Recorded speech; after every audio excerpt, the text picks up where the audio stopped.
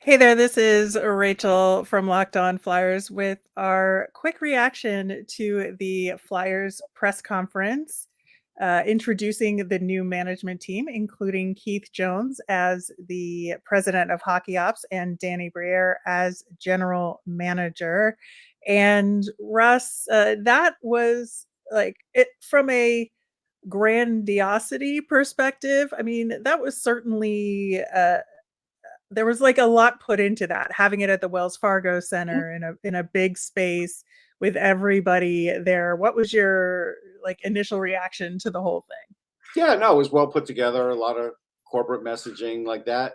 They did put a lot of time into that for sure. Yeah, I think so too. And just, having everybody in the room available for questions, I think was a good thing.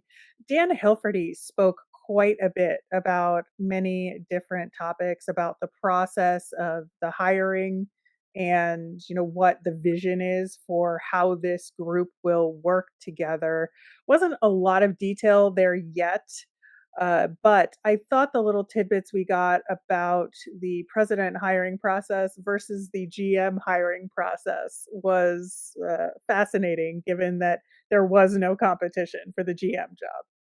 Yeah, I mean, the first thing we learn in school and I learned when I was in business is even if you have decided on somebody or you think you have, you still go through the process.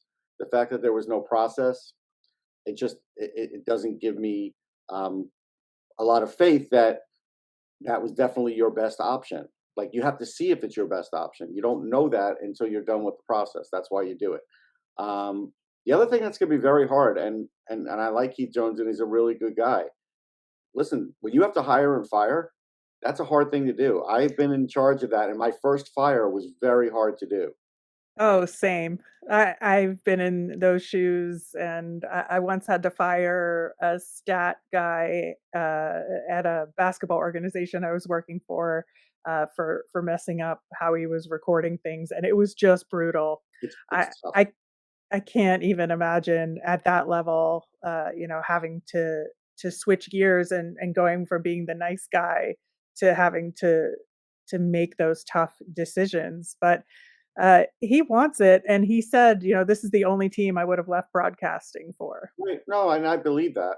Um, with Torts as far as defending the alumni, like, that's not what fans wanted to hear. Even if John believes that, he probably shouldn't have said it because there's been enough reports about the alumni's participation that should tell you that, hey, it's great to have a strong alumni association, but they're not part of the management group.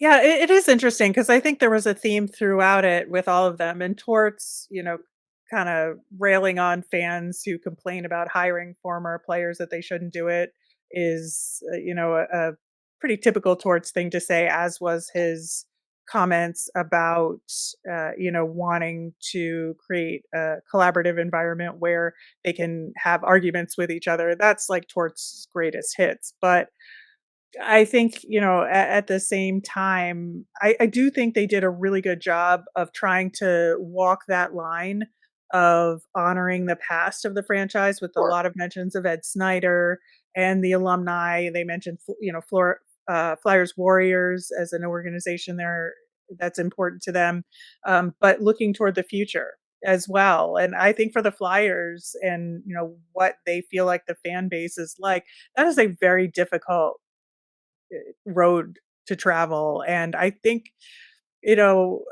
they tried their best here. I'll say that. Well, I mean, okay. I didn't expect them not to try their best. Right, When you make right. the statement, we want to be the envy of the NHL, that's great. But I think they have to know how far they are from that statement. I'm not sure they know, Rachel. That's the whole thing here. And the one last thing I would say is, and then I'll let you comment too. Um, as far as we were talking about the dynamic of bringing in this third person, the president of hockey operations, and you heard the John say the talks that he's already had with Briere about players, and they've had long discussions and what they want to do. See, that was putting that third person at a disadvantage. and that's, even for Keith Jones, he's now at a disadvantage. Yeah, I think so. I think it will be interesting to see how that goes. I do think they know what a long process this is going to be. I think it was mentioned enough that I feel like they, uh, I really do feel like they understand and They didn't will mention try and communicate it. they were trying to communicate it for sure, but they weren't mentioning it for in years. And unless you sort of put some sort of definite thing on it, it's hard to believe. Well, I don't know. I may disagree with you there, but I do think that they know. I'm not really attached to how many years that they want to say, but I think there were some interesting quotes there. Valerie Camillo said about Danny, "When the lights are brightest, Danny Briere is at his best." I thought that was a phenomenal quote, Sure, yeah, whether you of agree course. with it or not. Mhm. But I also He was as a think player. We'll see about as a GM. yeah, and then, himself mentioning, "You have our attention," as Danny Brier's message to the fans and their desire to be transparent. If nothing else, I feel like this group absolutely has the will. Whether or not they have the way remains to be seen. No, that's fair. I would agree with that too. All right. Well, we'll have a lot more on this presser and get into some details, including some hints Valerie Camillo gave about potentially working with the league on outdoor games and European games in the franchise's future. And tune into Monday's Locked On Flyers for all of that and more.